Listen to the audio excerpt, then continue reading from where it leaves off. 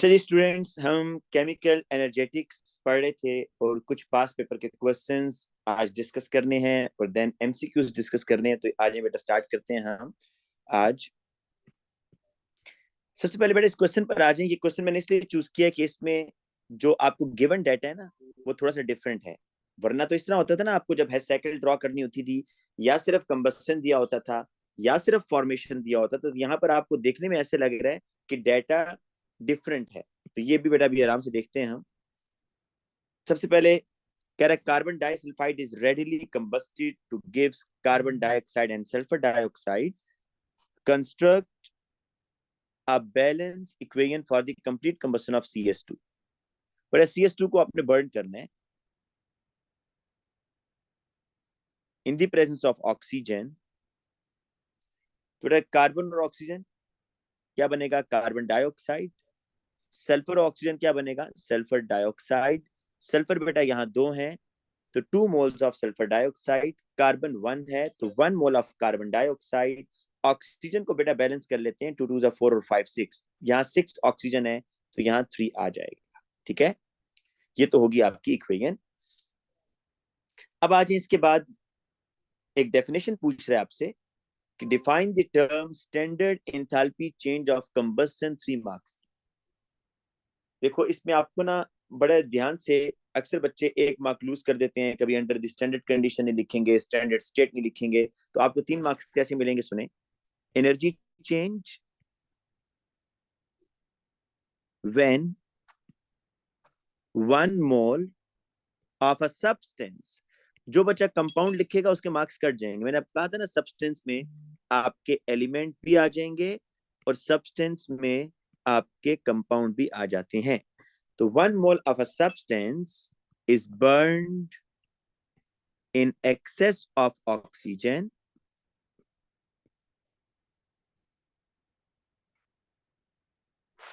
under the standard condition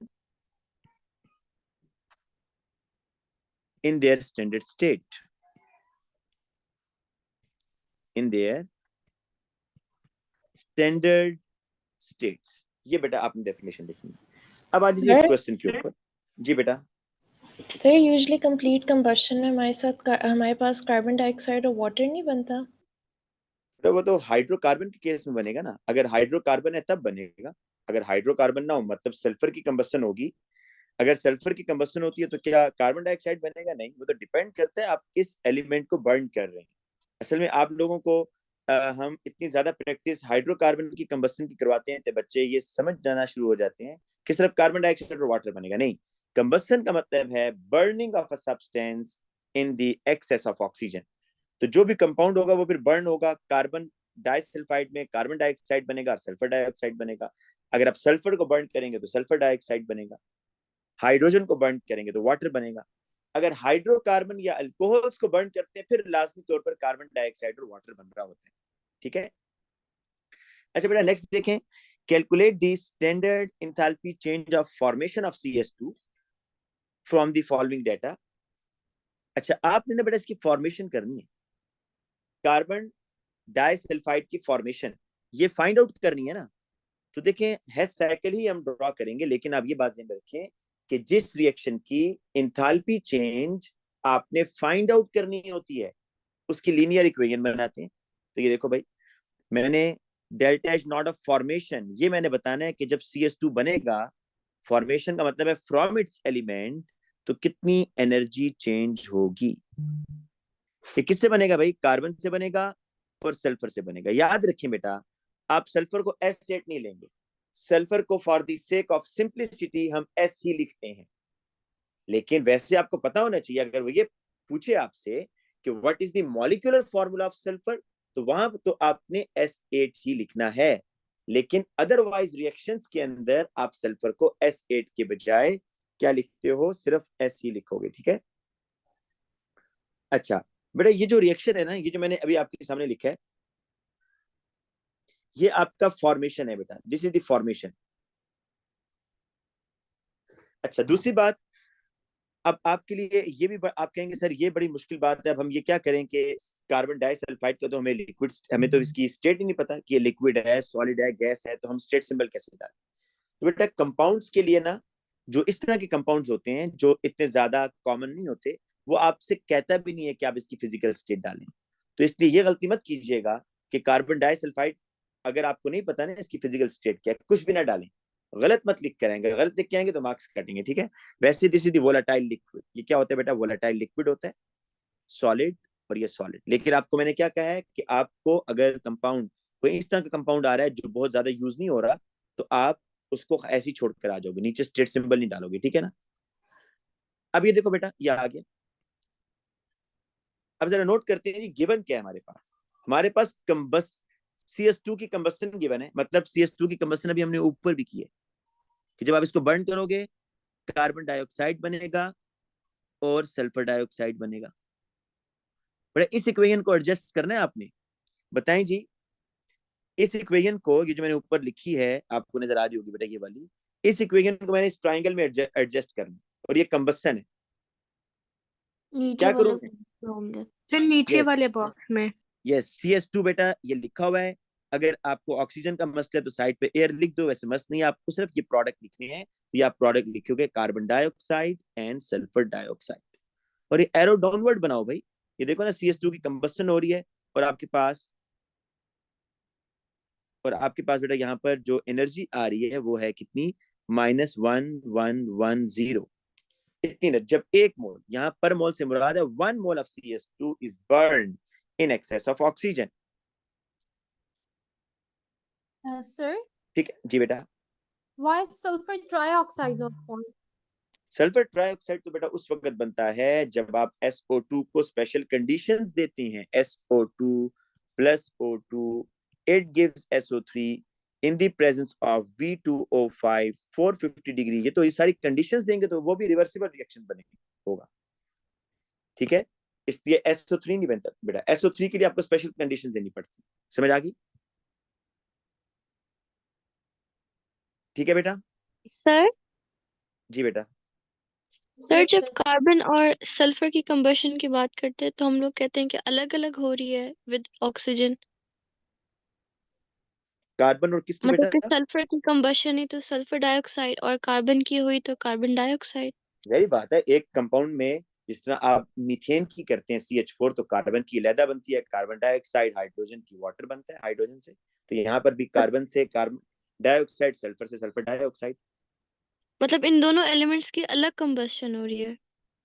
definitely बेटा, जिस तरह मीथेन में क्या होती है, दोनों की अलग होती है या एक ही होती है? कार्बन से कार्बन डाइऑक्साइड बन रहा होता है, हाइड्रोजन से क्या बन रहा होता है जी? ठीक है सर। वाटर बन रहा है। अच्छा अब देखें, अब नेक्स्ट जरा देखें ना, वो कह रहे जी फॉर्मेशन। जरा फॉर्मेशन की इक्वेशन लिखें। कार्बन डाइऑक्साइड की फॉर्मेशन ना, CO2 ये कार्बन से बनेगा, ऑक्सीजन से बनेगा। पर ये बताओ, आप इसको फॉर्मेशन या इसको कंबस्शन भी मैं कह सकता हूँ या नहीं कह सकता? इस कैसे इक्वेशन कैसे कह सकते हैं। तो आप अगर फॉर्मेशन की जगह कंबस्शन पढ़े तो आपको साइकिल बनाने में ज्यादा आसानी होगी। आपको मैंने बताया हुआ ना कि अगर कंबस्शन होगा तो नीचे कंबस्शन के प्रोडक्ट्स। तो बेसिकली ये फॉर्मेशन तो इस लिहाज से है कि 1 mole of carbon dioxide is form from its element, तो 395। लेकिन अगर आप कंबस्शन के एंगल से देखें तो आप इसको ऐसे डिफाइन करोगे कि 1 mole of carbon is burn in excess of oxygen. तो कंबस्शन के केस में मैंने आपको क्या बताया कि जब भी कंबस्शन गिवन हो तो आपको कंबस्शन के प्रोडक्ट नीचे लिखने होते हैं। तो बेटा कार्बन ऊपर, ये एयर से रिएक्शन करेगा, और ये कार्बन डाइऑक्साइड देखिए नीचे पहले से लिखा हुआ है, दोबारा लिखने की जरूरत नहीं है, -395 kilo joules per mole. Same for the sulphur dioxide. देखो ये कह रहा है कि enthalpy change of formation of SO2। Formation ये होता है बेटा कि आप SO2 बनाओ फ्रॉम इट्स एलिमेंट, ठीक है, अपने एलिमेंट से आप बना रहे हो बेटा, इसको फॉर्मेशन तो कह सकते हैं। लेकिन क्या मैं इसको कंबस्टन भी कह सकता हूं कि मैं 1 मोल सल्फर को बर्न कर रहा हूं इन द प्रेजेंस ऑफ ऑक्सीजन? तो क्या ये इक्वेशन कंबस्टन के उसमें भी आएगी या नहीं आएगी? आएगी सर। आएगी। तो आप बेटा अगर इस फॉर्मेशन को भी कंबस्टन के तौर पर रीड कर लो, फिर आपको साइकिल बनाने में आसानी होगी ना। आपको पता होगा भाई कि अगर कंबस्टन है तो मैंने नीचे वाले बॉक्स में कंबस्टन के प्रोडक्ट्स लिखने और तमाम एरोज डाउनवर्ड। लेकिन मसला ये है कि यहाँ पर एक सल्फर नहीं है, 2 मोल सल्फर है। ये सल्फर और ये एयर रिएक्शन करेंगे और सल्फर डाइऑक्साइड बनेगा, लेकिन 2 मोल सल्फर डाइऑक्साइड है। ये जो वैल्यू उसने बताई है ये फॉर पर मोल है, तो तो ये 2 दो टाइम्स से -298 हो जाएगी। है ना? Yes, sir. अब आप ये करोगे 298 टाइम्स 2, ये आपके पास आ रहा है बेटा इधर -596, तो आपके पास एक एंथैल्पी चेंज ये आ रही है, एक एंथैल्पी चेंज ये आ रही है और एक एंथैल्पी चेंज ये आ रही है। अब स्टार्टिंग पॉइंट बेटा आपको पता है कि जिस बॉक्स से, ये बॉक्स नंबर 1, ये बॉक्स नंबर 2, ये बॉक्स नंबर 3, जिस बॉक्स से तमाम एरो स्टार्ट हो, Box 1. बॉक्स 1 है, ये स्टार्टिंग होगा, और फाइनल ये है जिसकी तरफ तमाम एरोज Box आ रहे हैं, 2. इससे आगे कोई एरो नहीं निकल। अब आपको क्या करना है भाई, अब आपको यहां से स्टार्टिंग से फाइनल तक आने के लिए दो रूट आपको ढूंढने हैं। तो रूट नंबर 1 देखो, दिस इज रूट 1, 1 से 3 और रूट नंबर 2 जो होगा भाई, रूट नंबर 2 स्टार्टिंग से फाइनल तक आने के लिए ये होगा, ये रूट 2 आपके पास। इसलिए आपने मेरा इसको इस तरह करना है कि आपके पास root 1 is equal to sir root 2। जी बेटा, सर ये जो आपने एरोज के साथ जो एंथैल्पी चेंज लिखी हुई है, क्या पेपर में ये भी लिखनी होगी या फिर पेपर में बस हम एरोज ड्रॉ करें और काफी होगा? बेटा नहीं, जब वो कहते हैं ना आपको लेबल्ड साइकिल ड्रॉ करें, आपको ये लिखना है एनर्जी चेंज, तो बेटा ये वैल्यूज तो लाजमी लिखनी है, टाइम्स 2 करके ये लाजमी लिखना है आपको। जब वो आपसे कहता है कि आप लेबल्ड साइकिल बनाएं, तब अगर वो आपसे कुछ भी नहीं कहता है बस आप वैल्यू कैलकुलेट करें, तो फिर भी बेटा मेरे ख्याल में इसको आप लिखेंगे तो ज्यादा अच्छा है, आपको समझ आ रहा होगा कि कहाँ टाइम्स 2 करना है, कहाँ टाइम्स 1 करना है। तो लेकिन जब वो लेबल कहेगा ना, लेबल्ड साइकिल, तो फिर तो आपको ये वैल्यूज लिखना मस्ट है। अब बेटा आप आगे इसको energy change in first route में जो एनर्जी चेंज आ रही है is equal to energy change in second route. First route में बेटा कौन सी एनर्जी चेंजेस आ रही हैं देखें, -395, Or -596.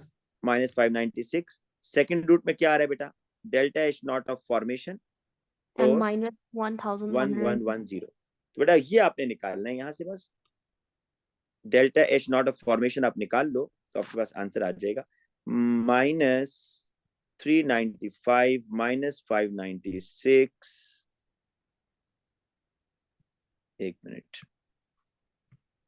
-596 और +1110 कर लेंगे ना बेटा आगे खुद। जी सर सर ये आंसर पॉजिटिव पॉजिटिव में 119 आ रहा है, तो ये ठीक है ना? अभी चेक कर लेते हैं बेटा, आपका क्या आंसर आ रहा है, बताइएगा जरा आंसर क्या आ रहा है, पॉजिटिव 119 जी अभी चेक कर सर। लेते हैं। 119 प्लस ये आया था। 119, अभी चेक कर लेते हैं बेटा, ये है question number 5, wait a minute,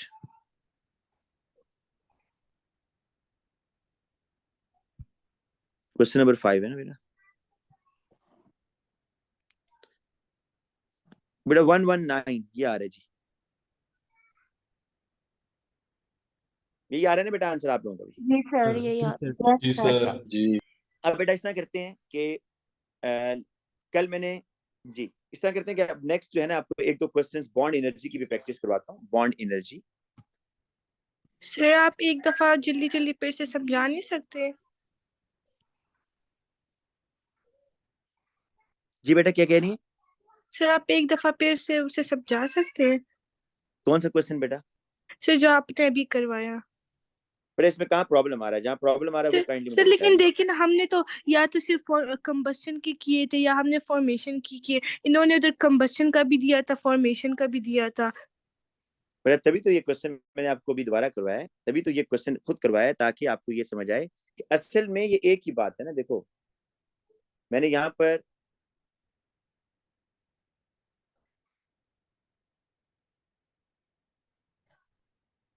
बेटा की जो मैंने यहाँ पर इक्वेशन लिखी है जरा मुझे बताओ, उसने तो कहा है कि ये standard enthalpy change of formation of carbon dioxide, लेकिन जब मैंने इसकी बेटा इक्वेशन लिखी कार्बन डाइऑक्साइड की फॉर्मेशन की इक्वेशन, तो क्या ये कंबस्टन की भी नहीं बनती, बताओ जी सर। क्यों, कैसे बनती है, जरा एक्सप्लेन करें, ये कंबस्टन की इक्वेशन में कैसे आ रही है? फॉर्मेशन तो इस तरीके से आ रही है ना, अगर मैं कहूं कि 1 mole of carbon dioxide is form from its element, तो दिस इज द फॉर्मेशन। मैं इसको कंबस्टन में क्यों कंसीडर कर रहा हूं इस इक्वेशन को, कि मैं 1 मोल कार्बन को बर्न कर रहा हूं, तो 1 क्योंकि मोल ऑफ जी carbon is burn in excess of oxygen, तो क्या ये इक्वेशन कंबस्टन में भी आती है या नहीं आती? यस सर, क्योंकि उधर भी कार्बन डाइऑक्साइड बनते हैं।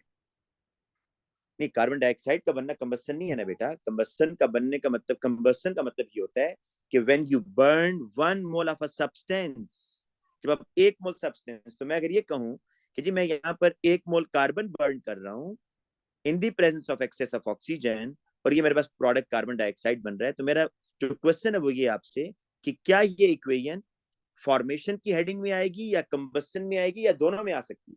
सर दोनों में। तो इसका मतलब ये हुआ कि ये कंबस्शन, आप इसको चलो अगर उससे कंफ्यूज हो इसको कैसे लिख दो कि ये कंबस्शन है, तो अब तो सारा डेटा एक जैसा नहीं है, आपको कंबस्शन ही तो गिवन है। फॉर्मेशन में भी आ सकती है, देखो ना फॉर्मेशन में क्यों आ रही है, ये कार्बन है, ये एयर का मतलब ऑक्सीजन, ये कार्बन और ऑक्सीजन मिलकर कार्बन डाइऑक्साइड बना रहे।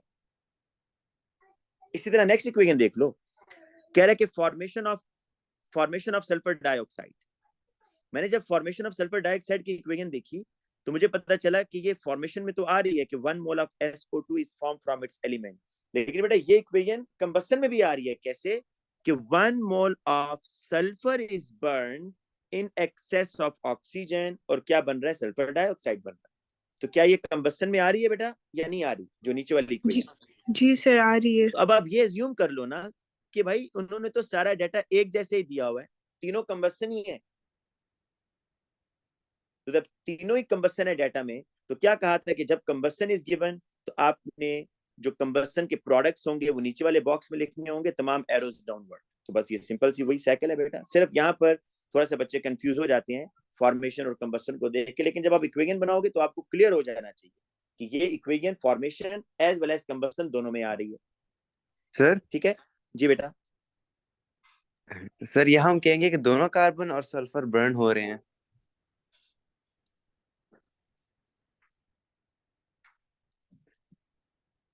बेटा कहाँ पर आप बात कर रहे हो, अब पूछो किधर? सर ये जो CH2 के फॉर्मेशन है ये भी कंबस्शन है ना? ये CO2, ये जो रिएक्शन है ना, ये जो रिएक्शन है बेटा, ये दोनों की हेडिंग्स में आता है, क्योंकि ये MCQ भी है ना, ये MCQ सर भी पूछता है। CO2 नहीं वो क्या? CS2, ये CS2 की जो हाँ फॉर्मेशन है ये शाबाश, कंबस्शन बिल्कुल है ठीक ना? कह रहे हो, बिल्कुल ठीक कह रहे हो बेटा, शाबाश। ये लेकिन यहाँ पर सिर्फ कार्बन की कंबस्शन नहीं है ना बेटा। कंबस्शन तो होती है किसी 1 मोल सब्सटेंस की, यहाँ पर कितने, यहाँ पर आपके पास 2 चीजें बर्न हो रही है। अगर आप CS2 को देखो ना, अगर आप CS2 की कंबस्शन देखो तो इसमें आप इस इक्वेशन की बेटा बात कर रहे हो, इस इक्वेशन की बात कर रहे हो, ये जो ऊपर लिखी है, ये जो नीचे लिखी हुई है? तो नीचे लिखी हुई है बिकॉज इसको हम इस इक्वेशन है ये नीचे वाली, इसको हम एस फॉर्मेशन कहेंगे, एंथैल्पी चेंज ऑफ फॉर्मेशन या फिर बेटा एंथैल्पी। किसी बच्चे का माइक ऑन है, माइक ऑफ कर दें। बेटा ये तो सिर्फ फॉर्मेशन में आएगी, क्योंकि कंबस्शन के लिए तो ऑक्सीजन मस्ट है ना, इसमें ऑक्सीजन तो नहीं है। सर तो पर आपने इसके साथ एयर लिखा हुआ है, तो यहाँ एयर लिखना लेकिन मस्ट नहीं है।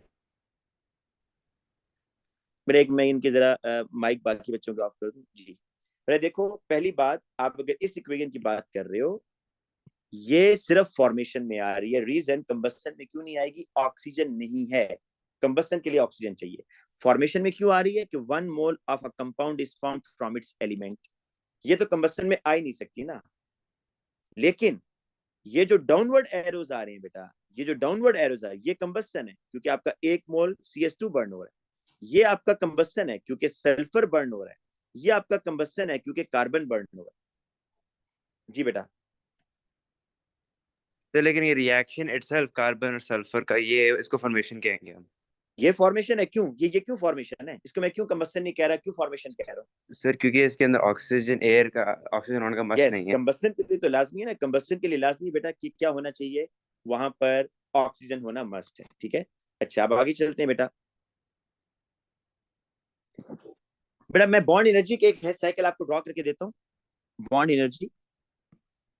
लेकिन बॉन्ड एनर्जी को जरा जल्दी से देख लेते हैं दोबारा हम कि बॉन्ड एनर्जी होती क्या है।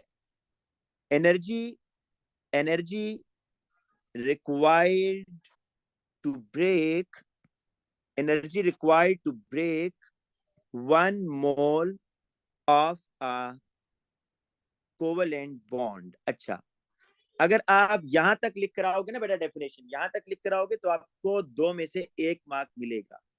अक्सर बच्चे बॉन्ड एनर्जी की डेफिनेशन सिर्फ ये लिख कर आते हैं कि कोवेलेंट बॉन्ड को, पहली बात तो ये आपको ज़हन में रखनी है कि बॉन्ड एनर्जी की जो टर्म है ये सिर्फ और सिर्फ खास है किस बॉन्ड को ब्रेक करने के लिए, कोवेलेंट बॉन्ड को, not for ionic. Ionic bond को ब्रेक करने के लिए तो हम A2 में एक अलग टर्म पढ़ेंगे, लैटिस इंथैल्पी। ये जो टर्म है bond energy, this is specific for covalent bond. तो energy required to break 1 mole of a covalent bond. लेकिन दूसरा मार्क किस चीज का होगा, in its gaseous state. Gaseous state में होना चाहिए। आपने जब भी कोई कोवेलेंट बॉन्ड ब्रेक करना होगा तो जिस मॉलिक्यूल का कोवेलेंट बॉन्ड ब्रेक करना है वो मॉलिक्यूल गैसियस फॉर्म में होना चाहिए। फॉर एग्जांपल बेटा, आप हाइड्रोजन है ना, ये H2, ये तो वैसी गैस में होता है। आप हाइड्रोजन का ये बॉन्ड ब्रेक करना चाहते हो तो इस हाइड्रोजन के बॉन्ड को ब्रेक करने के लिए जो एनर्जी आपको देनी होगी, that energy is the bond energy, और वो कितनी होती है, 436 kilo joules.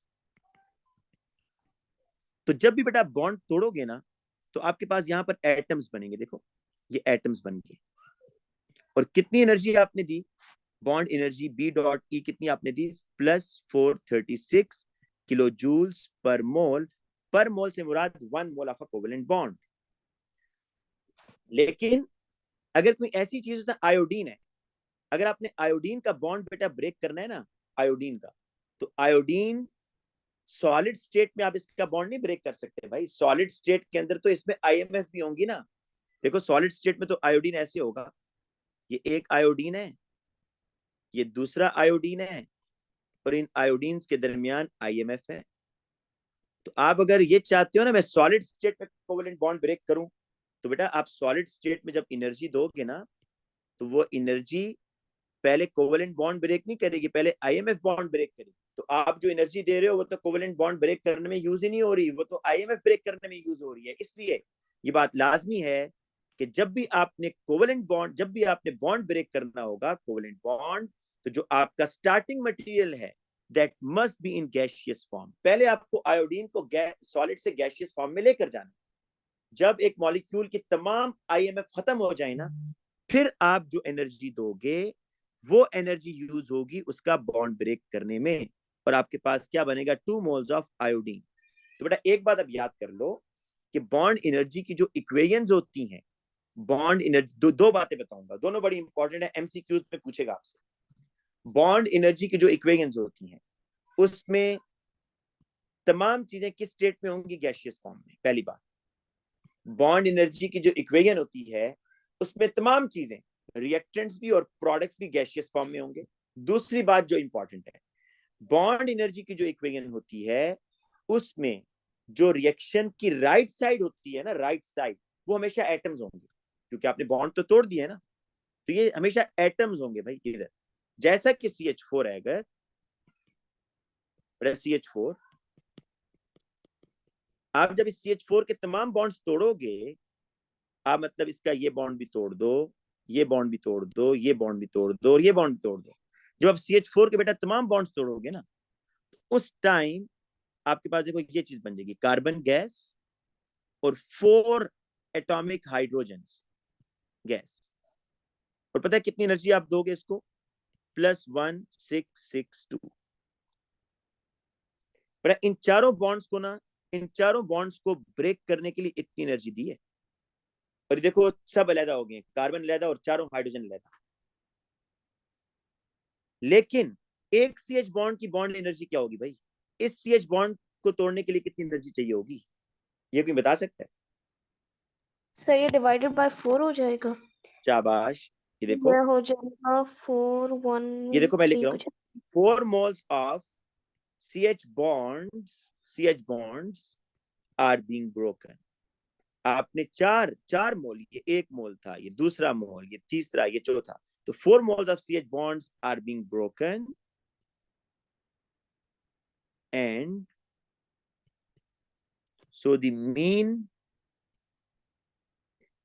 bond energy is 1662 divided by 4 plus 415.5 kilojoules per mole। yes, देखो ये 4 बॉन्ड्स को ब्रेक करने के लिए इतनी एनर्जी थी, तो एक के लिए क्या होगी 415.5 किलो जूल्स पर मोल। इससे रिलेटेड बेटा एक दो क्वेश्चंस मैंने आपको कराने हैं बॉन्ड एनर्जी से रिलेटेड, और फिर हम एमसीक्यूज देखेंगे, ठीक है।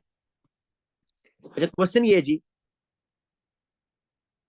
कि सर ये वाला टॉपिक टेस्ट में आएगा? Carbon carbon double bond, carbon carbon double bond, बड़े एक मिनट पहले टॉपिक करने दें, फिर मैं आपको बताता हूँ। सी कार्बन कार्बन डबल बॉन्ड है, और ये देखो ये इथीन है आपके पास, और ये बेटा आपके पास है वाटर H2O, सर ये और ये क्वेश्चन डेल्टा H रिएक्शन आपने फाइंड आउट करना है, और ये आपके पास आ रहा है जी CH3 CH2OH। ये है जी एक एडिशन रिएक्शन जो आप ओ लेवल्स में भी पढ़ कर आए हैं। इथीन है, उसमें वाटर ऐड हो रहा है, और आपने वाटर को ऐड करके एथेनॉल मतलब अल्कोहल बना दिया। डेल्टा H सर आपको फाइंड आउट एक बार करना है। एक चीज रिपीट कर सकते हैं कि जो बॉन्ड एनर्जी होती है वो एक बॉन्ड तोड़ने के लिए होती है, जैसे CH4 था तो आपने उसको C और H हो गया, तो एक बॉन्ड के लिए आप बॉन्ड एनर्जी कहते हैं या चारों मैं बता रहा हूँ देखो 1 mole of CH4, 1 mole CH4 में कार्बन हाइड्रोजन बॉन्ड्स कितने हैं ये बताओ। सर 4 है सर। इसके अंदर जो क्या बॉन्ड बात, एनर्जी होगी हम उसको बता रहा हूँ ना बेटा, पहले सुन 416.5 लो कहेंगे। भाई, पहले सुन तो लो भाई, सुन तो लो। 1 mole of CH4 is equal to 4 moles of CH bonds. मैंने ये लिखा है कि 1 मोल अगर ये हो ना आपके पास CH4, उसमें कार्बन हाइड्रोजन बॉन्ड्स 4 मोल्स हैं, 4 टाइम्स हैं, 4 टाइम्स। 1 मोल CH4 में CH4 के 4 मोल्स हैं, तो बॉन्ड एनर्जी जो है ना वो होती है energy required to break 1 mole, 1 mole bond को ब्रेक करने के लिए। अब मेरी एक बात सुन लो, फिर आप क्वेश्चन कीजिएगा बेटा। ये जो CH4 था, पहली बात तो ये इसको एक मॉलिक्यूल ना समझो, ये ऐसे नहीं है। मतलब आप समझो CH4 जो है ना वो कितनी दफा है 6.02 times 10 raised to power 23 times, और आपने एक बॉन्ड ये तोड़ा, एक बॉन्ड ये, एक ये और एक ये, तो 1 मोल CH4 के जब आपने सारे बॉन्ड्स तोड़े फिर इतनी एनर्जी चाहिए 1662। लेकिन हमने कहा है कि बॉन्ड एनर्जी तो 1 मोल बॉन्ड्स को ब्रेक, 1 मोल बॉन्ड को ब्रेक करने के लिए। तो इसलिए बेटा मैंने यहाँ पर क्या किया था कि ये जो 662 था ये 4 मोल बॉन्ड्स को ब्रेक करने के लिए था। मैंने डिवाइडेड बाय 4 इसलिए किया ताकि मेरे पास 1 मोल बॉन्ड को ब्रेक करने के लिए एनर्जी आए। अब बेटा आप पूछो क्वेश्चन कि आपका क्या क्वेश्चन है। नहीं जी सर, बेटा, बस समझ तो आ गई है, लेकिन बस ये है कि 415.5 जो है वो हमारा बॉन्ड एनर्जी है इसकी। किसके लिए, किसकी बॉन्ड एनर्जी है बेटा? CH CH की, शाबाश। ये बात एक मिनट जरा मुझे ये बताओ, एक मिनट। 1 मोल वाटर है, 1 मोल ऑफ वाटर, इसमें कितने मोल्स OH बॉन्ड है? 2 मोल्स OH बॉन्ड है। देखो 1 मोल ये है, देखो 1 मोल ये OH बॉन्ड है और 1 मोल ये है।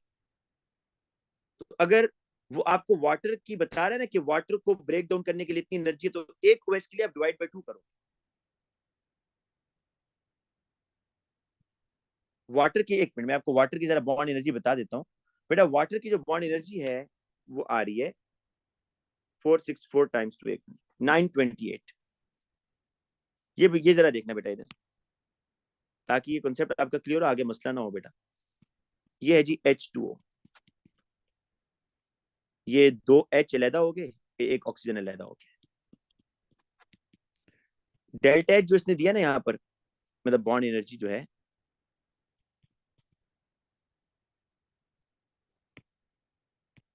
928 किलो जूल्स। बेटा देखो वाटर को आप इतनी एनर्जी दोगे, कितनी 928, तो उसके सारे बॉन्ड्स टूट जाएंगे। तो ये 928 किलो जूल्स जो एनर्जी है ये कितने मोल बॉन्ड्स को ब्रेक करने के लिए यूज हुई है, ये बताओ मुझे, जिस बच्चे ने क्वेश्चन पूछा। जी बेटा। सर ये जो 928 है ये H2O की बॉन्ड एनर्जी है, और इसको नहीं डिवाइड नहीं बाय नहीं 2 नहीं करेंगे नहीं तो नहीं नहीं मैं ये नहीं पूछ रहा, मैं ये पूछ रहा हूँ ये 928 किलो जूल्स जो आपने एनर्जी दी है ये कितने मोल बॉन्ड्स को ब्रेक करने के लिए दिए? 2 मोल्स। ये देखो 1 मोल ये था, यस 1 मोल ये था, शाबाश, और दूसरा मोल बेटा ये था। तो ये जो आपने 928 एनर्जी दी है, इस 928 में से बेटा कुछ एनर्जी इधर लगी है, कुछ एनर्जी इधर लगी है, फिर ये बॉन्ड टूटा है। तो अगर आप एक OH की बॉन्ड एनर्जी निकालना चाहते हो तो 928 डिवाइडेड बाय 2। मैं भी आपको इसका क्वेश्चन भी बेटा करवाता हूँ, ठीक है? इसी तरह का एक क्वेश्चन करवाऊंगा अभी, लेकिन पहले ये क्वेश्चन मेरा हाल हम कर लेते हैं। बेटा आपने ये डेल्टा H फाइंड आउट करना है। गिवन डाटा आपके पास क्या है जी? ये देखिए, गिवन डाटा मैं आपको बताता हूँ। आपको कार्बन कार्बन बॉन्ड ब्रेक करने के लिए एनर्जी दी है 347 यूनिट सबकी किलो जूल्स पर मोल। अच्छा, आपको carbon carbon double bond break करने के लिए एनर्जी दी है 612। कार्बन हाइड्रोजन बॉन्ड ब्रेक करने के लिए एनर्जी दी है 413। ऑक्सीजन हाइड्रोजन बॉन्ड ब्रेक करने के लिए एनर्जी है 464 और कार्बन ऑक्सीजन बॉन्ड ब्रेक करने के लिए एनर्जी है 358। ये एनर्जीज आर गिवन। उसने ऊपर लिखा होगा ये बॉन्ड एनर्जीज है, ठीक है? ऐसे। अब देखो, आपको हेच साइकिल भी ड्रॉ करनी आनी चाहिए, फॉर्मूला भी आना चाहिए। हम पहले इस तरह करते हैं, फॉर्मूला से कर लेते हैं एक दफा। ओ लेवल्स में भी किया था आपने फॉर्मूला से। डेल्टा H फाइंड आउट करना है, एनर्जी टेकन इन, फिर उससे हेच साइकिल से भी कराता हूं, energy taken in minus energy given out. But इसका मतलब क्या होता है भाई? देखो, जब भी कोई रिएक्शन होगा तो रिएक्टेंट्स अपने बॉन्ड ब्रेक करेंगे ना। जब भी कोई रिएक्शन होगा रिएक्टेंट्स अपने बॉन्ड तोड़ेंगे, तो इन Yes, बॉन्ड्स sir. को ब्रेक करने के लिए एनर्जी आपको देनी होगी। इन बॉन्ड्स को ब्रेक करने के लिए you will provide heat energy. तो एनर्जी टेकन इन का ये मतलब है जी कि you have to provide energy. Energy given out mean जब कोई बॉन्ड बनेगा तो energy will release, energy release होगी एक्सोथर्मिक। तो जिस रिएक्शन में ये दोनों काम हो रहे हो ना, बॉन्ड ब्रेकिंग और बॉन्ड फॉर्मेशन, उसके बारे में आप बता ही नहीं सकते कि ये एक्सो है या एंडो है जब तक कैलकुलेशन ना कर लो। तो अब हम देखते हैं जी कैसे। Delta H is equal to, अब आपको सारे बॉन्ड्स ब्रेक करने हैं। बट ये कार्बन हाइड्रोजन बॉन्ड्स कितने हैं जो ब्रेक होंगे यहाँ पर? बोलिएगा जरा। 4. कार्बन कितने जी? 4 से 4। 4 बॉन्ड्स हैं कार्बन और हाइड्रोजन के जो ब्रेक होंगे। अच्छा, कार्बन कार्बन डबल बॉन्ड कितने हैं जो ब्रेक होंगे? 1. एक carbon carbon double bond break होगा। और यहाँ पर ये वाटर के बॉन्ड जो ब्रेक होंगे ये कितने हैं? 2. 2 OH बॉन्ड ब्रेक होंगे। तो ये तो आपका रिएक्टेंट वाली साइड होगी पूरी। एनर्जी टेकन इन। अब ये माइनस फॉर्मूले का है, ये माइनस एनर्जी गिवन आउट। अब ये जो बॉन्ड्स बन रहे हैं ना, ये कहाँ कहाँ बन रहे हैं? पहले कार्बन हाइड्रोजन बॉन्ड्स देख लेते हैं। 1 2 3 4 5, 5 बॉन्ड हैं। कोई मिस ना हो बेटा, ये अक्सर मिस हो जाते हैं। कार्बन हाइड्रोजन बॉन्ड 5 बन रहे हैं। अच्छा, और कौन से नए बॉन्ड्स बन रहे हैं वो भी देख लेते हैं। कार्बन कार्बन एक बॉन्ड कार्बन कितने बन रहे हैं कार्बन जी? सिंगल एक बॉन्ड. कार्बन कार्बन एक ही बन रहा है, तो एक कार्बन कार्बन बॉन्ड। एक और कार्बन ऑक्सीजन. जी एक कार्बन ऑक्सीजन बन रहा है एक ऑक्सीजन हाइड्रोजन और एक ऑक्सीजन हाइड्रोजन भी बन रहा है भाई। एक बेटा बन रहा है ऑक्सीजन हाइड्रोजन, ये खत्म। अच्छा, अब आपको क्या करना है? इनकी वैल्यूज पुट करनी है बेटा। वैल्यूज मैं आपको साथ साथ बता दूं, तो मैंने साइड पे लिखी भी है। बड़ा कार्बन हाइड्रोजन बॉन्ड जो है ना, कार्बन हाइड्रोजन बॉन्ड की वैल्यू मैंने आपको बताई थी 413। कार्बन कार्बन डबल बॉन्ड की बेटा आपको वैल्यू बताई थी, इसको ब्रेक करने के लिए 612। ऑक्सीजन हाइड्रोजन बॉन्ड को ब्रेक करने की वैल्यू बताई थी 464 minus 5 into carbon hydrogen bond. बड़ा ये देखो, ये जो माइनस, इसका मतलब समझो। ये माइनस जो है ना, ये जब ब्रैकेट ओपन होगी तो ये वाली वैल्यू सारी माइनस में चली जाएगी। बॉन्ड फॉर्मेशन तभी तो आप कहते हो एक्सो है। जब ये ब्रैकेट ओपन करोगे और ये माइनस से मल्टीप्लाई होगा तो ये जो जितनी वैल्यूज हैं ये माइनस में जाएंगी, तो बॉन्ड फॉर्मेशन इसलिए एक्सो बन जाता है। CH की है जी 413। कार्बन कार्बन सिंगल बॉन्ड की वैल्यू आ रही है बेटा 347। कार्बन ऑक्सीजन बॉन्ड एनर्जी बेटा मैंने आपको लिखवाई थी 358। ऑक्सीजन हाइड्रोजन बेटा मैंने आपको एनर्जी बताई थी 464। सर जी बेटा। एनर्जी टेकन इनका मतलब ये भी हो सकता है ना, जो रिएक्टेंट की एनर्जी माइनस प्रोडक्ट की। जी बेटा, आप अगर ये वर्डिंग याद कर ले तो ये ज्यादा अच्छी है। इसकी बहुत सारी वर्डिंग लिखी होती है, ये सबसे बेस्ट है। टेकन इन का मतलब है आप जो एनर्जी दे रहे हो बॉन्ड ब्रेक करने के लिए। गिवन आउट मीन जब बॉन्ड फॉर्म हो रहे हैं तो जो एनर्जी रिलीज हो रही है। तो अब ये याद कर लो, बस ये फॉर्मूला है, ठीक है। अच्छा, अब बेटा इसको सॉल्व करना है जी आपने। इसको आप सॉल्व कर लें, और सॉल्व जब करेंगे ध्यान से कीजिएगा बेटा, अक्सर बच्चे यहाँ पर गलती करते हैं, ठीक है ना, अक्सर बच्चे यहाँ गलती कर रहे होते हैं। तो आप जब इसको सॉल्व करेंगे तो आपका आंसर आएगा बेटा -42 किलो जूल्स पर मोल। आप चेक कर सकते हैं। अब मैं आपको जरा पहले ये हैश साइकिल से बनाकर ना फिर एक और क्वेश्चन कराता हूँ, जिसमें आपको बॉन्ड एनर्जी निकालनी होगी। यहाँ तो पूरा डेल्टा एच आपने निकाला ना, वहां बॉन्ड एनर्जी निकालनी, लेकिन बेटा आप इसको चेक कर लीजिएगा, आंसर इज -42, ठीक है। अब आते हैं जरा इसी क्वेश्चन को हैश साइकिल के थ्रू। हैश साइकिल के थ्रू कैसे होगा भाई यही क्वेश्चन। अच्छा, पहली चीज, समटाइम्स आपको यही रिएक्शन में लिख रहा हूं वो ऐसे लिख देगा, देखो C2H4 plus H2O it gives CH3 CH2OH, और आपसे कहेगा डेल्टा H निकालो। Bond energies are given, bond energy दी होंगी। याद रखिएगा कभी भी बेटा आप इस तरह मत कीजिएगा, इसको ओपन करना है। C2H4 को डिस्प्लेट फॉर्मूला में लेके जाओगे, ठीक है ना। लेकिन पहले मैं यहाँ पर दोबारा बेटा बॉन्ड एनर्जीज लिख देता हूँ।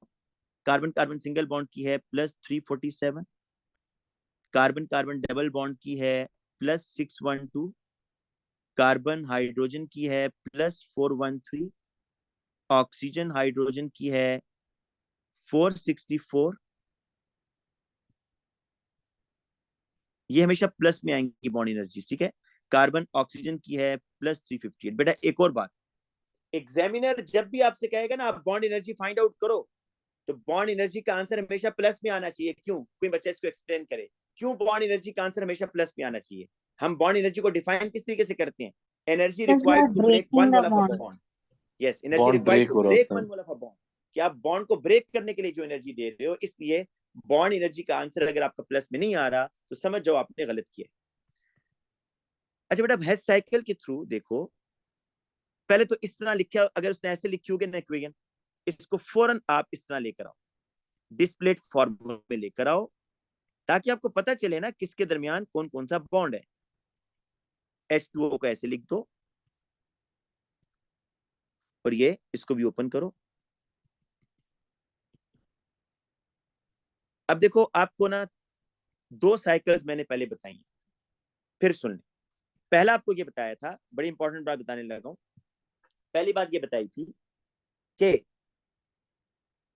जब भी आपको हैश साइकिल ड्रॉ करनी हो और एग्जामिनर ने फॉर्मेशन की वैल्यूज दी, तो नीचे वाले बॉक्स में क्या लिखेंगे और एरो की डायरेक्शन क्या होगी? बताएं शाबाश। एरो की डायरेक्शन अपवर्ड होगी एंड नीचे वाले में हम एलिमेंट्स लिखेंगे इन स्टैंडर्ड स्टेट। शाबाश, बिल्कुल ठीक है। अब एक और, अब कोई और बच्चा आंसर देगा। अगर आपको एंथैल्पी चेंज किसी रिएक्शन की फाइंड आउट करनी है और एग्जामिनर ने कंबस्शन की वैल्यूज दी हुई है, कंबस्शन, तो बताएं नीचे वाले बॉक्स में क्या लिखेंगे और एरोस की डायरेक्शन क्या होगी? सर कंबशन के प्रोडक्ट्स होंगे और एरोस के ऊपर अपवर्ड्स होंगे डायरेक्शन। नीचे वाले बॉक्स में क्या होंगे? सर कंबशन के प्रोडक्ट्स। और एरोस की डायरेक्शन डाउनवर्ड। सर अपवर्ड्स होंगे, अपवर्ड डाउनवर्ड होंगे भाई, डाउनवर्ड होंगे। अपवर्ड कैसे होंगे? सर फॉर्मेशन में अपवर्ड्स होंगे जी, कंबस्टन में डाउनवर्ड एरोज होंगे। अब आ जाओ तीसरा गौर से सुनिएगा। बॉन्ड एनर्जी अगर गिवन हो, बेटा बॉन्ड एनर्जी अगर गिवन होगी तो आपने अगेन ये देखो, ये 3 कॉर्नर्स, ये एक,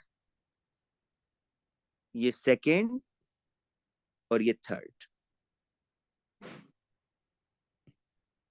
बेटा जो नीचे वाला बॉक्स होगा ना, इसमें गैसियस एटम्स लिखेंगे। मतलब बॉन्ड एनर्जी की डेफिनेशन क्या होती है ये बताओ। अब देखो आप जरा पहले यहाँ देख लो कि उसने दिया क्या है भाई। उसने आपको दिया है कि कार्बन कार्बन बॉन्ड को ब्रेक करो, इतनी एनर्जी दे।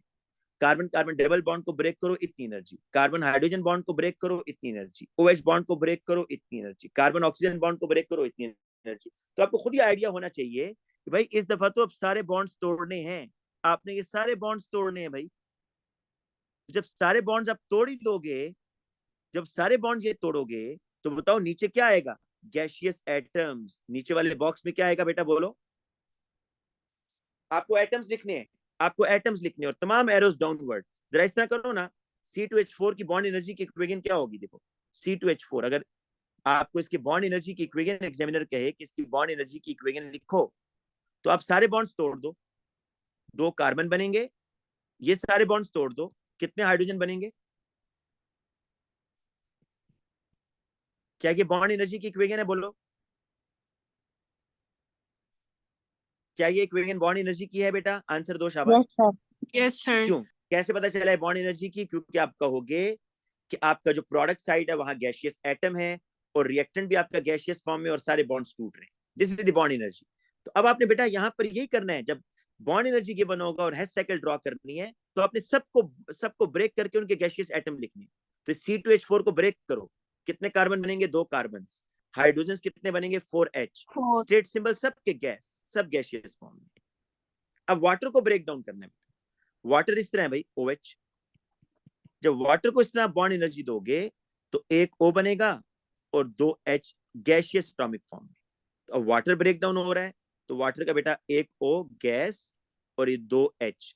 इन H को इकट्ठा भी लिख सकते हो भाई, ये जो 2 H इधर और ये 4 H इधर, इसको मिलाकर 6 H भी लिख सकते हो, लेकिन यहां पर ऐसे कर। अच्छा, साथ साथ जरा वैल्यूज लिखते हैं ना, जो मुश्किल काम है वो भी करते हैं साथ। ये तो आपको बेटा फाइंड आउट करना है, delta H not of reaction, ये फाइंड आउट करना। ये जो बेटा आपका इथीन था, ethene carbon carbon double bond, इसको ब्रेक करने के लिए कौन कौन से बॉन्ड आपने तोड़े? कार्बन कार्बन डबल बॉन्ड तोड़ा या नहीं तोड़ा? बोलो, कार्बन कार्बन डबल बॉन्ड, उसके लिए कितनी एनर्जी है? उसके लिए एनर्जी है 612।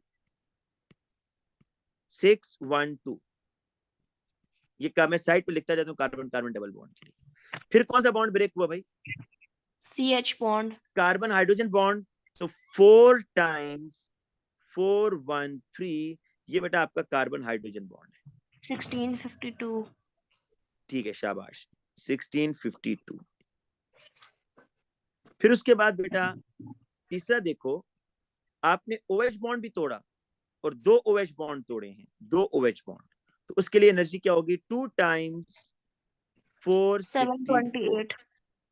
728। तो ये देखो, ये आपका एक किस्म का एनर्जी टेकन इन वाला हो गया। अच्छा, वाटर का मैं इस साइड पे लिखता हूँ बेटा, सॉरी, वाटर का उधर लिखता हूँ ना, वाटर का यहाँ लिखता हूँ बेटा। 2 टाइम्स 464 क्या आया था बेटा? ये 928। 928 आ गया। अब आपने पता क्या करना है? यहाँ भी यही काम करना है बेटा, इस साइड से भी यही काम करना है। सारे बॉन्ड्स तोड़ दो, नीचे गैसियस एटम, ये बॉन्ड तोड़ो।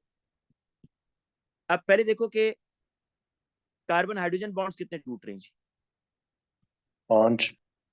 5 कार्बन हाइड्रोजन है, तो 413 टाइम्स 5, ये कार्बन हाइड्रोजन है। कितना आ रहा है बेटा ये? चलो मैं इसको करता हूँ, 413 टाइम्स 5, 2056 बेटा। और कौन सा कार्बन कार्बन सिंगल बॉन्ड भी टूट रहा है जी? कार्बन कार्बन सिंगल बॉन्ड, उसके लिए आ रहा है 347 प्लस 347, ये कार्बन कार्बन सिंगल बॉन्ड है।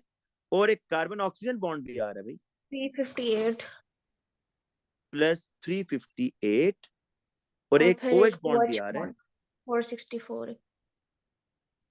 बेटा देखिए, आप कहेंगे बहुत लेंथी है भाई, एग्जामिनर का क्या पता है, वो कहे कि आप बॉन्ड एनर्जी हेस साइकिल के थ्रू करो, फिर ये काम करना है आपको, और मुश्किल तो नहीं है बेटा। देखें, बॉन्ड एनर्जी अगर गिवन होगा तो आपने सारे बॉन्ड्स ब्रेक करके डाउनवर्ड एरो और गैसियस एटम नीचे लिखने हैं।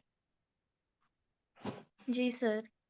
और उससे पहले अगर इस तरह की इक्वेशन दी होगी तो आप बेटा इसको नहीं, आप इसको डिस्प्लेड फार्मूला में उनके बॉन्ड्स डिस्प्ले करोगे। आप जरा देखो, कॉर्नर नंबर 1, कॉर्नर नंबर 2 और ये कॉर्नर नंबर 3। स्टार्टिंग कौन सा है भाई इसमें से? स्टार्टिंग बॉक्स जहां से तमाम एरो स्टार्ट हो रहे हैं, फर्स्ट वन। और फाइनल कौन सा है? 3। नीचे Third। वाला।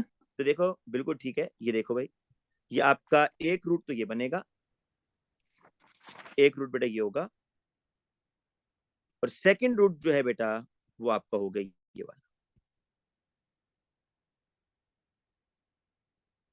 अब देखो, यहाँ जो वैल्यूज आ रही हैं मैं इसको जरा मार्क करता हूँ। फर्स्ट रूट में 612, 1652, 928। सेकेंड रूट में जो एनर्जी चेंजेस आ रही हैं डेल्टा एच 2065, 347, 358, 464। अब आप यहां पर वही काम करोगे, energy change in first route. बड़ा इसमें ना मैं आपको बताऊं, अभी तक मैंने पास पेपर में ये नहीं देखा कि वो बॉन्ड एनर्जी के लिए आपको फोर्स कर रहा हो कि हैश साइकिल ड्रॉ करो, लेकिन अगर करेगा तो ये काम करो। अगर फोर्स नहीं कर रहा ना, फिर मेरा ये ख्याल है कि आप बेशक उसके लिए ये फॉर्मूला यूज कर लो। अगर उसने आपको हैश साइकिल, अगर बॉन्ड एनर्जी का क्वेश्चन है और वो आपसे कह रहा है कि आप डेल्टा एच निकालो, तो आप फॉर्मूला भी यूज कर लो, बेहतर है। लेकिन अगर वो कहता है कि draw the labelled Hess cycle, then आपको ये काम करना है। फर्स्ट रूट की एनर्जी चेंज सेकेंड रूट की एनर्जी चेंज के इक्वल होगी अकॉर्डिंग टू हेस लॉ। तो बेटा ये आ रहा है आपके पास 612 plus 1652 plus 928 is equal to, second route में क्या आ रहा है आपका डेल्टा एच आ रहा है, delta H plus 2065, 347, 358 and plus 464। अब बेटा आप यहां से डेल्टा एच निकालोगे, 612 plus 1652 plus 928 minus 2065 minus 347 minus 358 minus 464 is equal to delta H. Delta H आप निकाल लो, क्या आंसर आ रहा है जल्दी से। तो बस एक क्वेश्चन और करते हैं, -42 माइनस 42 किलो जूल्स पर मोल। बेटा एक क्वेश्चन और करते हैं, थोड़ा सा ट्रिकी है, देखते हैं आप लोग इसको कर सकते हैं या नहीं। सर। जी बेटा। सर ये जो सारे आपने एग्जांपल्स कराए हैं, इसके अंदर जो सारे जो मॉलिक्यूल्स थे वो गैस फॉर्म में थे, तो अगर कोई वो पूछ सकते हैं सवाल कि जैसे हमें अगर वो मैग्नीशियम कन्वर्शन का पूछना है, लेकिन क्योंकि उसके अंदर मैग्नीशियम ऑक्साइड सॉलिड होता है ना, जी जी। तो ऐसे सवाल पूछ सकते हैं कि हम अच्छा इसकी पहली बात बेटा क्या मेरी बात कहते सुनो, हैं। आपका क्वेश्चन मुझे समझ आ गया है। मैग्नीशियम ऑक्साइड को तो वो इसलिए नहीं पूछेगा कि this is ionic, bond energy की टर्म यूज होती है फॉर दी कोवेलेंट, ठीक है। ठीक है सर। लेकिन आपका जो क्वेश्चन है वो इस तरह आप अगर करो कि कोई हमसे इस तरह पूछ ले जी कि H2O2 लिक्विड, इसकी बॉन्ड एनर्जी, तो इसके लिए बेटा वो क्वेश्चन इसका भी क्वेश्चन है मेरे पास। आपको पहले वेपोराइजेशन देगा, वो H2O2 को गैस में लेके जाओगे, इसकी वेपोराइजेशन की वैल्यू दी होगी उसने, वो आज तो नहीं कराऊंगा कल करा दूंगा। वो आपको वेपोराइजेशन की वैल्यू दे देगा, वो आप पुट करोगे, जब वेपोराइजेशन हो जाएगी then you will put bond energies, फिर बॉन्ड एनर्जी की वैल्यूज डालोगे। लिक्विड के ऊपर आप बॉन्ड एनर्जी अप्लाई नहीं करते जब तक कि वो गैसियस फॉर्म में ना आ जाए, ठीक है भाई। ठीक है सर। अच्छा बेटा जल्दी से एक और क्वेश्चन ये आप लोग करेंगे, आप लोगों का क्वेश्चन है, कह रहे जी कैलकुलेट दी, कल भी ऑनलाइन क्लास करेंगे। Calculate the mean bond energy, calculate the mean bond enthalpy या एवरेज बॉन्ड इंथैल्पी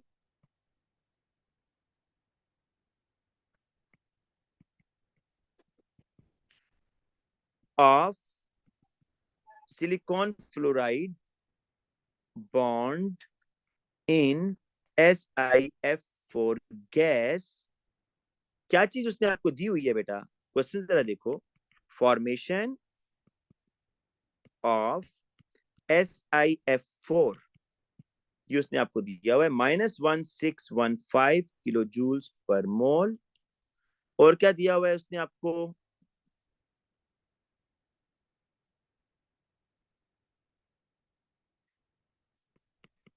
सर आप कल भी ऑनलाइन क्लास लेंगे। वेपोराइजेशन ऑफ सिलिकॉन +4 5 बेटा बेटा काइंडली क्वेश्चन पे देखें, क्वेश्चन देखें, किलो जूल्स पर मोल और वेपोराइजेशन ऑफ फ्लोरीन और एटमाइजेशन। असल में एटमाइजेशन आपके सिलेबस में निकल गया है, तो मैं आपको एटमाइजेशन का फिर भी मतलब बता दूंगा क्या है। बट एटमाइजेशन आपके सिलेबस में नहीं है इस साल, ठीक है, लेकिन चलें अब ये क्वेश्चन आपको एक करवाना था।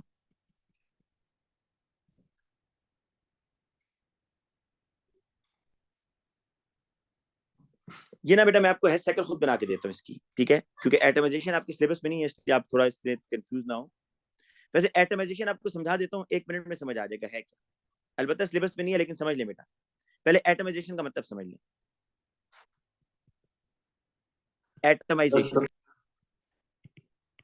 बट एटमाइजेशन वर्डिंग से ही क्लियर है कि आप इसमें एटम बनाएंगे, तो क्या इसकी डेफिनेशन है या क्या कॉन्सेप्ट है? Energy change when 1 mole of gaseous atom is formed from its element। ये बात जरा सुने, कह रहा है कि 1 मोल गैशियस एटम बनाएंगे, 1 mole, 1 mole of gaseous atom, 1 mole of iodide from its element. भाई एलिमेंट से बनाएंगे। ये देखो, ये मेरे पास आयोडीन था हाफ मोल ना, सॉलिड स्टेट में है, सॉलिड, और मैं ये गैशियस फॉर्म में लेके गया हूं। बताओ इसमें कौन कौन सी फोर्सेस मैंने ब्रेक डाउन किए हैं, ये बताओ जरा। इस आयोडीन सॉलिड को मैं गैशियस एटम, शाबाश बेटा, इसमें 2 तरह की फोर्सेस ब्रेक डाउन की है मैंने, कोवेलेंट बॉन्ड भी और आईएमएफ भी ब्रेक डाउन किया है, क्योंकि सॉलिड से गैशियस एटम में लेके गया हूं। लेकिन यहां पर जो पर मोल से मुराद है वो ये है, 1 mole of gaseous atom is formed from its element, कि आप 1 मोल गैशियस एटम बना रहे हैं फ्रॉम इट्स एलिमेंट। बट ये इसलिए भी सीख लो एटमाइजेशन, मैंने आपको कहा है कि सिलेबस में नहीं है, लेकिन इसलिए भी सीख लो, जब आप पास पेपर करोगे ना, आपने जो से भी पास पेपर लिए हो, तो वहां पर आपको इस तरह के एमसीक्यूज दिखेंगे, क्योंकि 2 साल पहले तक ये सिलेबस में था एएस में, तो इसलिए समझ लो, ताकि वहां पर फिर आप लोग तंग ना हो। A2 में तो है ही ना, तो खैर A2 में है तो एएस में अगर आप पहले सीख ली तो कोई मसला नहीं है। एक और इसकी एग्जांपल देखो, 1 mole of gaseous atom is formed, 1 mole of gaseous atom is formed from its element. ये देखो भाई कि अब 1 मोल गैशियस एटम बनेगा from its element under the standard condition, तो इसको आप कहते हो एटमाइजेशन। ठीक है, तो अब बेटा मैं यहाँ पर ये जो मैंने सिलिकॉन के लिए वेपराइजेशन का वर्ड यूज किया था, इसको भी अब मैं एटमाइजेशन से रिप्लेस कर देता हूँ। अब बेटा क्वेश्चन क्या है जी? ये क्वेश्चन है सारा, ये उसने सारा क्वेश्चन आपको दिया है। कह रहा है कि आप SiF4 में ना, ये आपका SiF4 है, दिस इज SiF4। इसके अंदर बेटा आपने क्या करना है, इस SiF4 के अंदर आप बॉन्ड एनर्जी फाइंड आउट करें। Atomisation of silicon is given, atomisation of fluorine is given. अच्छा, एटमाइजेशन ऑफ सिलिकॉन का मतलब समझ लो आप भाई। एटमाइजेशन ऑफ सिलिकॉन का ये मतलब है कि 1 mole of gaseous atom is form from its element. बताओ जरा कौन से बॉन्ड ब्रेक किए होंगे भाई आपने इसमें? IMF। नहीं, इसमें तो silicon just like a diamond, silicon is just like diamond, तो आपने सारे कोवेलेंट बॉन्ड तोड़े। लेकिन I2 के अंदर क्योंकि सॉलिड था, इसमें आपको आईएमएफ भी ब्रेक करना पड़ा और कोवेलेंट बॉन्ड। तो एटमाइजेशन बेटा ये होता है कि 1 mole of gaseous atom is formed from its element. 2 definition होगी हैं जो फ्रॉम एलिमेंट से स्टार्ट हो रही हैं, कौन कौन सी हैं जरा बताएं? 2 डेफिनेशन है जो हम कहते हैं फ्रॉम इट्स एलिमेंट, कौन कौन सी हैं वो? H0 of formation और ये वाली। फॉर्मेशन एंड एक फॉर्मेशन है और एटमाइजेशन। एक ये जो मैंने भी आपको बताई है एटमाइजेशन। ये आपके एलिमेंट से होती है, और एलिमेंट स्टैंडर्ड स्टेट में होना चाहिए। आयोडीन सॉलिड होता है तो सॉलिड, फ्लोरीन गैस होता है तो गैस लिखोगे, सिलिकॉन इज सॉलिड। तो अब बेटा हम इसकी है साइकिल ड्रॉ कर लेते हैं। देखो SiF4, जो चीज बेटा अननोन होती है ना, जो चीज आपने फाइंड आउट करनी होती है, उसके लीनियर इक्वेशन लिखनी है। तो ये है मेरे पास SiF4,